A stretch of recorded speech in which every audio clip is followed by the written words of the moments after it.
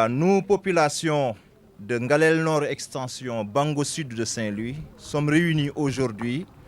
pour s'adresser à son Excellence, le Président de la République du Sénégal, Monsieur le Président Macky Sall, afin de dénoncer donc les démolitions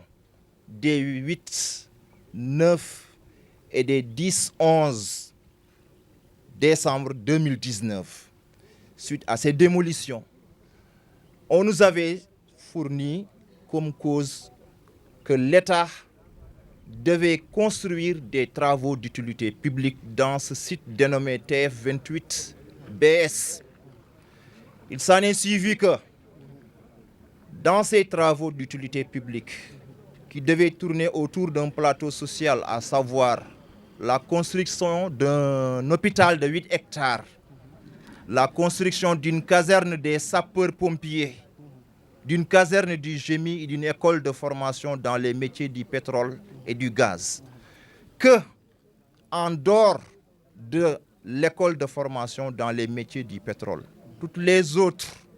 constructions n'ont pas eu lieu. L'hôpital a été délocalisé au niveau de l'hôtel Méridien. On avait prévu un site de 8 hectares ici. La caserne de sapeurs-pompiers, jusqu'à présent, n'a pas été édifiée. La caserne du génie a été délocalisée également au niveau du village de Lebar. Et nos populations qui avaient plutôt subi ces démolitions, la plupart d'entre elles n'ont pas encore reçu leur titre de propriété. En ce qui concerne donc les indemnisations, aucun sou n'a été donné, si bien que le maire, lors de notre rencontre du 30 décembre 2019, avait promis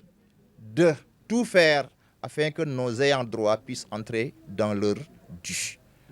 Voilà les raisons pour lesquelles nous nous sommes réunis, afin de dénoncer également la gestion nébuleuse de ce dossier, parce que, à la place des ayants droit, on a remis ces titres à des passagers clandestins. Le fait de parcourir le site vous permettra de découvrir que des lots de 500 mètres carrés, de 1000 mètres carrés ont été attribués à des personnes qui n'ont jamais connu ce site, alors que les ayants droit qui l'occupaient, la plupart d'entre ces gens-là venaient de la langue de Barbarie. Leur maison avait été démolie par les vagues de l'océan. Donc nous nous sommes réunis. Nous avons décidé d'interpeller solennellement le président de la République après avoir épuisé nos voies de recours, à savoir le préfet de Saint-Louis au mois d'avril. Nous avons eu à le rencontrer. Nous avons eu à rencontrer également le gouverneur de la région de Saint-Louis, afin que ces autorités nous aident à ce qu'on puisse donc s'entretenir avec monsieur le maire, parce qu'il nous avait donné un rendez-vous durant lequel il devait quand même contacter les services des domaines afin qu'on puisse sortir le fichier contenant donc ces ayants droit qui n'ont pas encore reçu leur titre de propriété. Depuis lors, nous courons derrière ce rendez-vous que nous ne parvenons pas à recevoir. li ñu fi indi nag teewal ñu fi mooy sañu kër yi ñu tonni woon defe naa am na 4 ans ci Ngaleen Bango bi mu doon loo xamante ni que ku ni mettiwul rek daf la dalul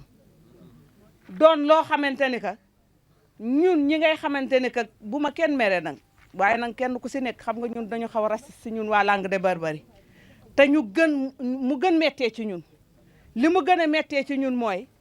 kenn ku nekk xam na ni li ñu dal mooy li xew si àddina yëpp mooy phénomène mondial ñu ni kat géej gi mi ngi ñëw dal sañu kaw fii doonul avenir kenn ku si nekk dajale woon la sa doom indi woon di nar ya mu indi woon jigéen ñi dajale yanu dajale woon daal dee kat daw daal dee ñëw fii si Ngaleen Bango gi jënd fi terrain bu ñu xamoon ni bu ñu fi jëndee terrain da ngay tabax ba nekk en hauteur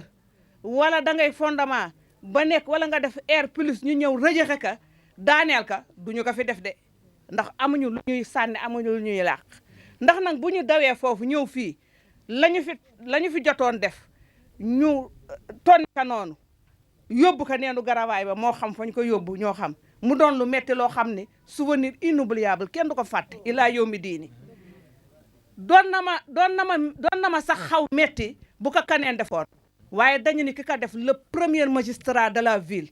di monsieur Mansour Faye. léegi dama leen di laaj Sénégal ñaata citoyen yi ñoo fa am dafa am ñu nu war jox am ñu nu warul jox ndax nga teg ka fi jënde ko sa ñaq ñu dajjati ko jël ko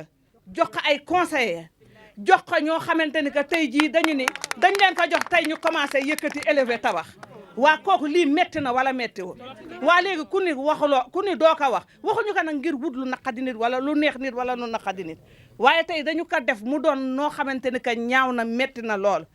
léegi nag ñoo ngi interpeller directement le président de la république moom mi ngay xamante ni que am nañu yaakaar yal na sob sañu borom yàlla mottali ka moom moo bokk jaboote ñëpp mu bàyyi ñu xel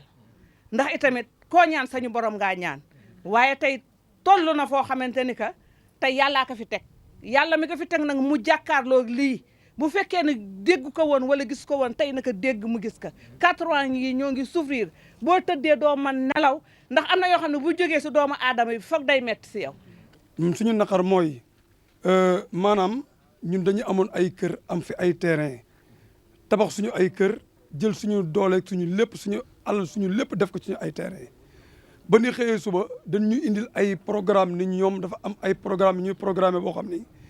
ay milliards yu fi war a dugg ay école ak ay camp jeunes man xaw ma lu ci nekk daal liñ ci wax bëri na lool ci yin fi war a def ñun bañ ñu ko waxee sax ñun nangu woon nañu lool ni comme que loo xam ne lu yokku dëkk bi la ñun suñu ay terrain duñ ñu ko buñ ñu ko xañee daañ ko nangu ndax loo xam ni suñu ay njaboot lay jëriñ ëllëg ak ñun ëllëg duñ ko bañ mais dañuy dem ba ci biir lan ñu doon wax lépp dara amu ci dara amu ci tey jii ñu ngi jël kër yi di koy jox ay ministre ak ay député fu ne na ni jël ay nit leen di jox ay terrain da ngay nekk ci dëkk bi man taximan la damay taxi ba caag nit woo ma ne ma Ngalel Bango fan la nekk ma tegtal ko mun ma dem fa am terrain wala nangam. 1000 mètres carrés ngi fi ay hectares ay kër yoo xam ni daana ko arène nationale boo fi tëddee lamb sax doo perte